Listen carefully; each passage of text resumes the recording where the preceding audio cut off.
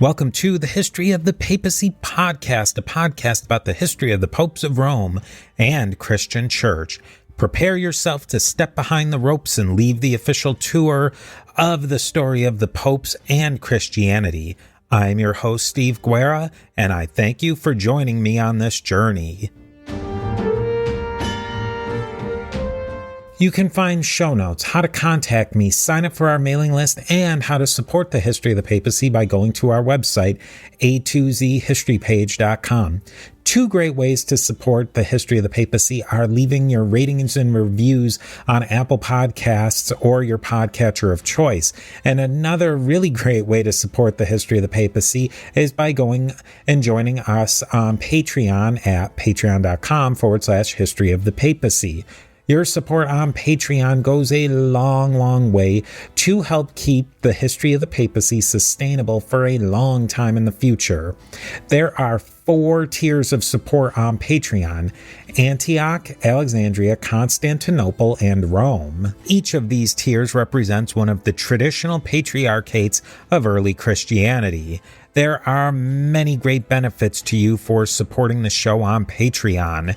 You will receive early and advertisement-free content, bonus episodes, monthly book drawings, and most importantly, you will be included on the History of the Papacy diptychs. In traditional Christianity, the diptychs are the lists of bishops commemorated in order of their precedence. The sooner you sign up on Patreon, the higher you'll be on the lists of the History of the Papacy patrons.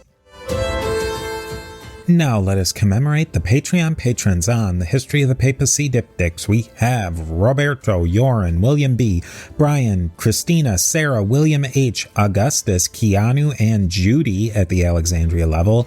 We have Doppo, Paul, Justin, Lana, John, Steve, Alex, and Sean, all of whom are magnificent at the Constantinople level and reaching that ultimate power and prestige, that of the See of Rome. We have Peter the Great, Frederick the Great, Geoffrey the Great, and Jim the Great. And with that, here is the next piece of the mosaic of the history of the popes of Rome and Christian Church.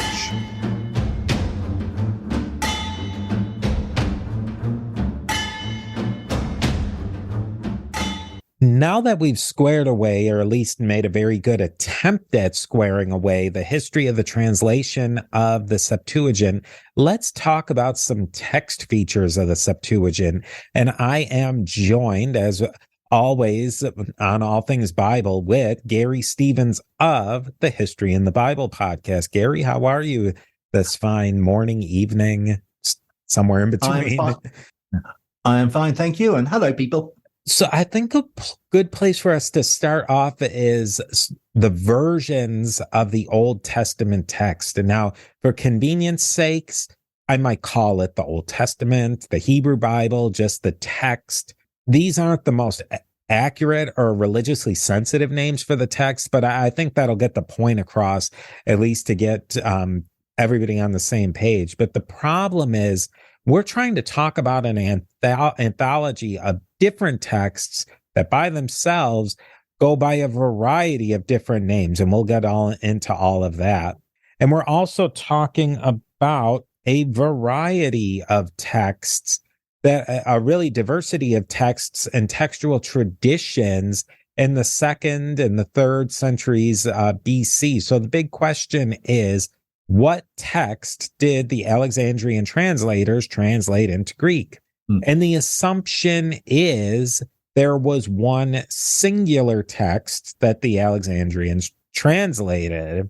We know that the Alexandrians, at least initially, only translated the first 5 books, aka the Torah, which is Hebrew for teaching, or the Pentateuch, which is the Greek word for the 5 books. And that's something we're going to be doing quite a bit here, is what does the Hebrew name translate into English? What does the Greek name translate into English? Because it's not always the same. And over the course of the decades and hundreds of years, the rest of the Tanakh were translated. Garry, maybe you could quickly just tell us, what's the difference between the Torah and the Tanakh? The Tanakh is the Hebrew name for the entire Bible. The Torah is the name for the first 5 books of the Bible, which are often called the Pentateuch: Genesis, Exodus, Leviticus, Numbers, Deuteronomy. They are the core of the Bible from the Jewish point of view, and they are the books supposedly written by Moses. And so over the course of decades and really over 100 years, the rest of the Tanakh was translated. The Torah first, the Tanakh. So again, what were they translating?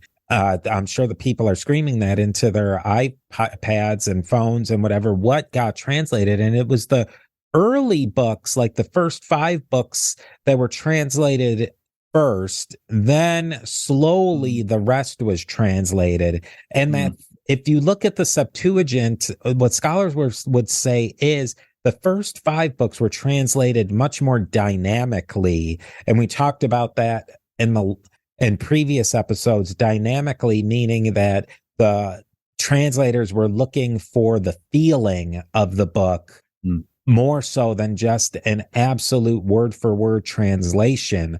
Later books were translated much more literally. Was that a change in point of view or an intended audience? It just came up this very day in school. I was talking with my students about the Inferno, and a lot of the really early translations and the classical ones that probably older folks like us read in maybe high school or college were very wooden translations. But they've come up with some newer translations. I think it's Holland and Holland that's much more tries to capture the flow of the document. And you've talked about a version of the Bible translation that's trying to catch much more of the poetic flow of it. Yeah, that's right. It's called the Shocking Bible by Rabbi Fox, and he tries really hard to reproduce the cadence. Cadence is a good word. The cadence of the Hebrew and the wordplay, and put it into English.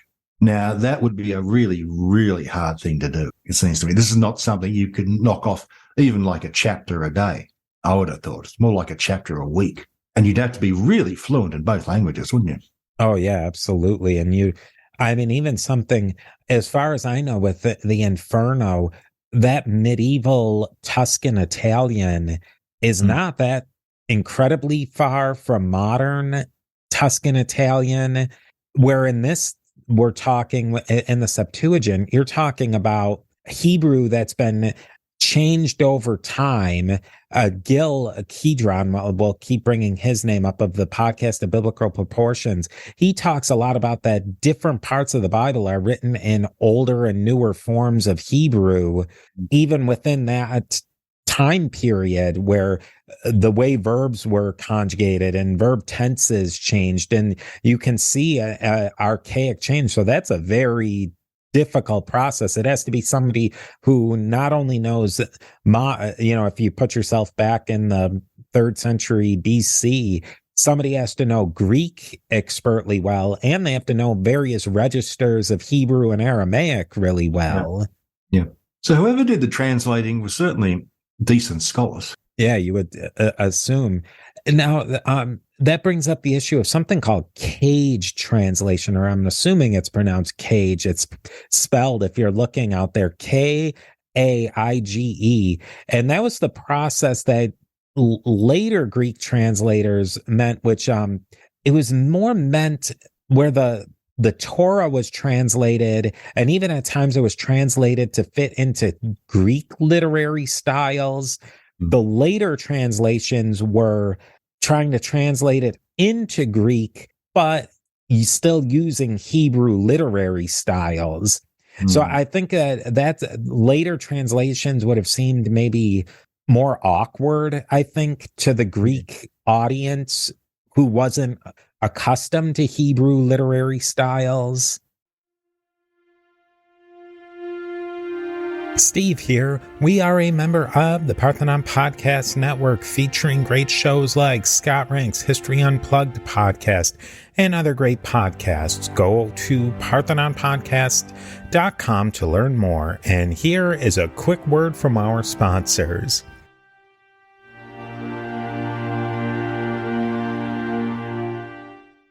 But I mean, would you be prepared to speculate why it moved basically from a dynamic to a more stilted Greek style? Is this, I mean, is this because as the books were translated later and later, whoever was doing the translating decided that, no, it's the Hebrew that's the sacred language, and we really have to stick to it as closely as it is possible to do so in this pagan language, Greek. Whereas when they started off, it was, no, we want to make this accessible to Greek-speaking Jews who do not speak Hebrew. That's a great speculation. And since we're not scholars or academics, we can throw off any scholarly hat and speculate.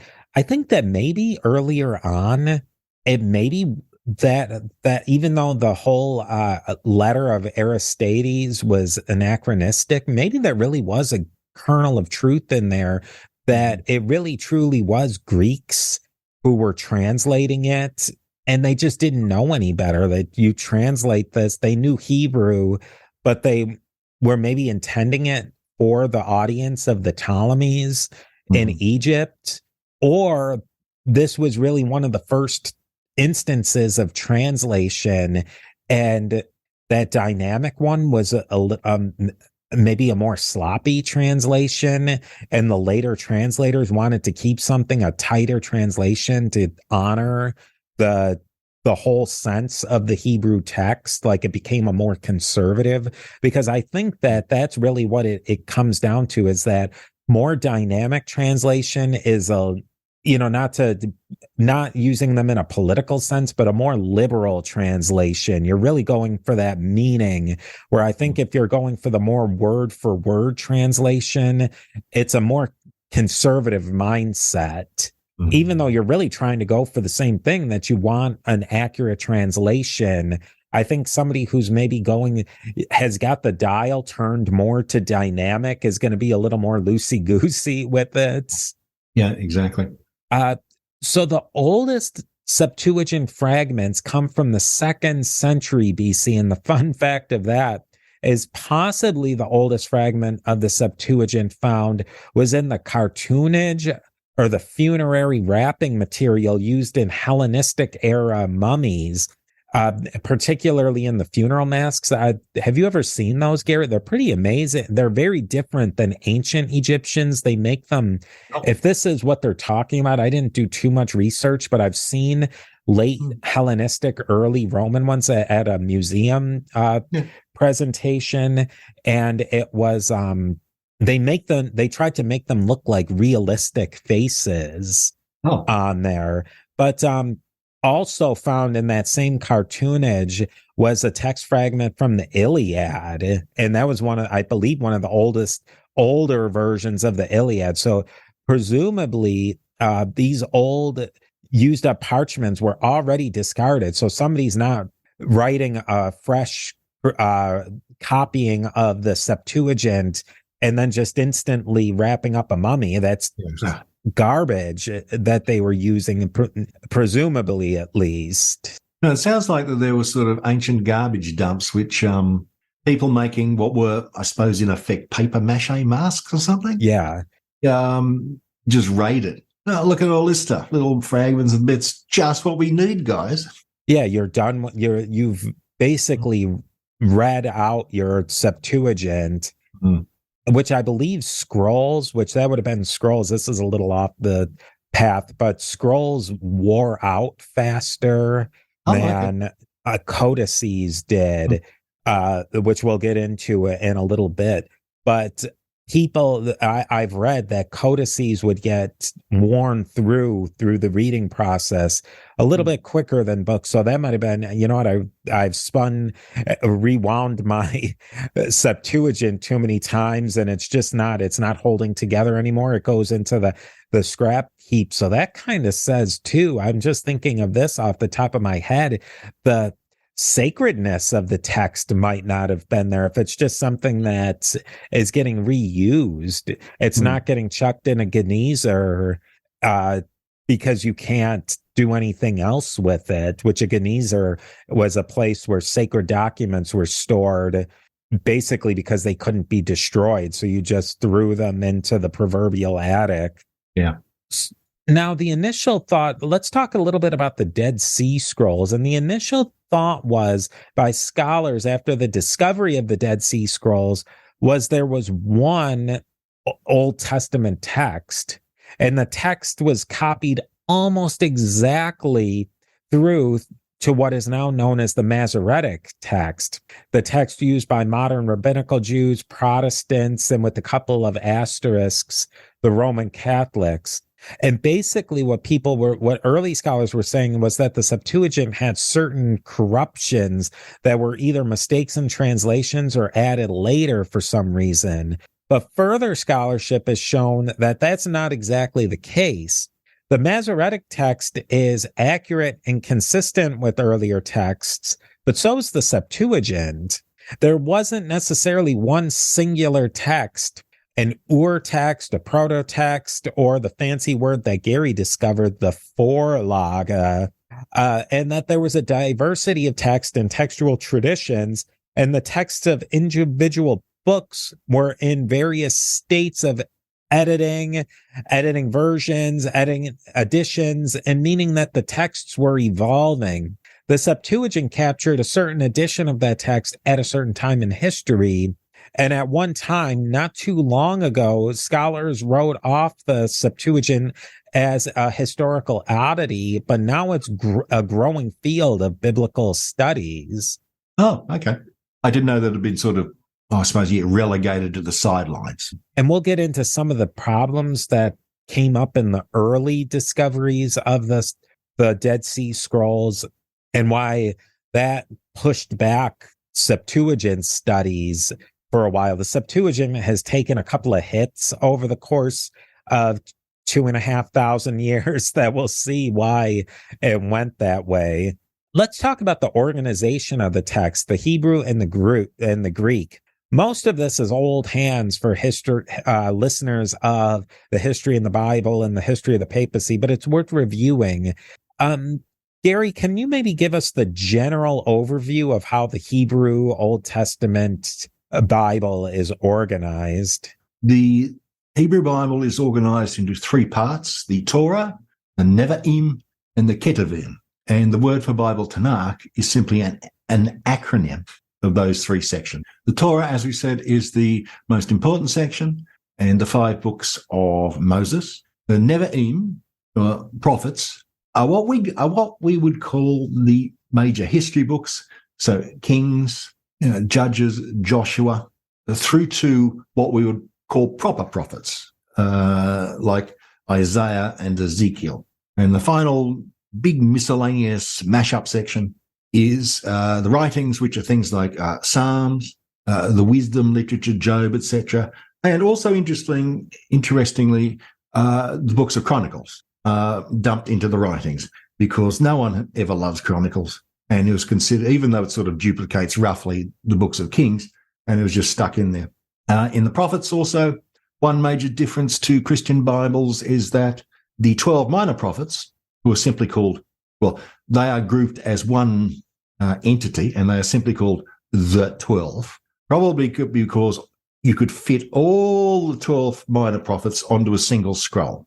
And it's only Christians who decided to divide them into 12 books. Modern English language Jewish Bibles often follow the Christian division, sort of. So, for example, they'll have a section, the 12, and then they will say, then they will list the components of the 12, Malachi, Micah, etc., etc. So in the Hebrew Bible, it's divided into 3 big sections. Steve here again with a quick word from our sponsors. And that'll get into a couple of points that we get into later, is that scrolls were not just some willy-nilly thing. They had a format, and it was generally 20 sheets of parchment would come together to make a scroll. And that's a pretty consistent format, even if the sizes of the sheets were different, because you have to remember, and Garry and I did an episode on this way back, BC before COVID, about scrolls versus codices. And you have to remember the way that papyrus was made. a sheet could come out really big or really small. And the same thing with papyrus and parchment. Parchment was, if the animal was a different size, you get different sizes of parchment out of it. With the papyrus, if the individual pieces of, is the plant called papyrus? I think it is. Whatever the reed is, Yes. it you'll get different size sheets out of it. It's really not until paper comes along, paper doesn't come into the West until the high Middle Ages, that you can get more consistency in the sizes of pages. Now, the Septuagint and the Masoretic text, like Garry was saying, they have some similarities and they have some differences. And now in naming conventions, there's a big difference, especially in the Torah, or the first 5 books. The Greek names of the first 5 law books are based on the content. The Hebrews are based on the first word or 2 of the text. So Greek, we get our word Genesis, which means beginning or origin, where the Hebrew, I'm going to really apologize for the Hebrew. Somebody's probably screaming, Brishit, something. I think it's Bereshit. Bereshit, which means in the beginning, which is the first couple of words of the text. The Greek for the second book is Exodus, which is the road out, leaving, departure, and the Hebrew is Shema, which means names, which in the first couple of words is the word names, and then they name off, I think, the name of Moses or something. I don't quite recall. In the third book, the Greek calls it Leviticus, which is in regards to the Levitical law. The Hebrew is the, Garry, would you phone a friend on that? Sorry, you're on your own there. It's the no Vekra, which it says, and God called. Number 4 is Greek, which in Greek is numbers, and that's numbering or census of the Hebrews. The Hebrew is Bamidbar, which is in the wilderness. And then finally, the Greek for the 5th book is Deuteronomy, meaning the second law. And then in Hebrew, it's Devarim, or words. And the Masoretic text and the Septuagint organize these books in categories differently.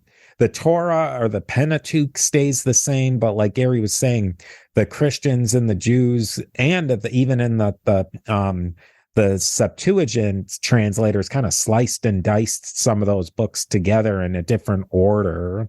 Yeah, one good example would be Daniel. Actually, in the Christian tradition, he's considered one of the major prophets.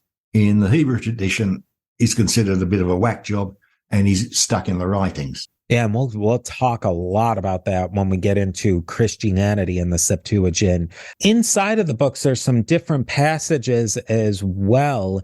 Passages were rearranged, and some passages are inserted or deleted. So, for example, the Septuagint changed the name for Job's 3rd daughter for some reason. So in Hebrew, it was Karen Hapach, or which was Ham, or child of beauty, where the Greek Septuagint for some reason calls her Amaltheas Keras, which is a Greek mythological character who fed Zeus as a child and broke off her horn or something. It's a very weird change. Like, that's one of the main ones that they're like, and that maybe that's a dynamic change that they made for some reason that gave a Greek audience something that they were really looking for. I don't know. That's a good question. I mean, maybe Amaltheas was so well known. Oh, I don't know. Under a very specific context that somehow, I think that's a weird one. One of the ones that has more theological significance is the young maiden or virgin Alma from Isaiah 7:14. In Hebrew, it's Alma, which is young woman, a young unmarried woman at that time who have presumably been a virgin, where in the Septuagint, they very specifically use the term parthenos, which means virgin explicitly. So clearly the Greek language has a word for a girl or a young girl. It's Kori or Nea Gynaika in modern Greek, but that probably didn't change tremendously from ancient or older Greek. So why pick Parthenos over another translation? There clearly must have been a theological reason or some reason why they picked that particular term over generic young maiden. This is just the tip of the iceberg on the Septuagint. Keep your ears out and your podcatchers caught up for the next episode as Garry and I delve into even more fascinating issues on this most incredible and really important document in Christian history. Talk to you next time.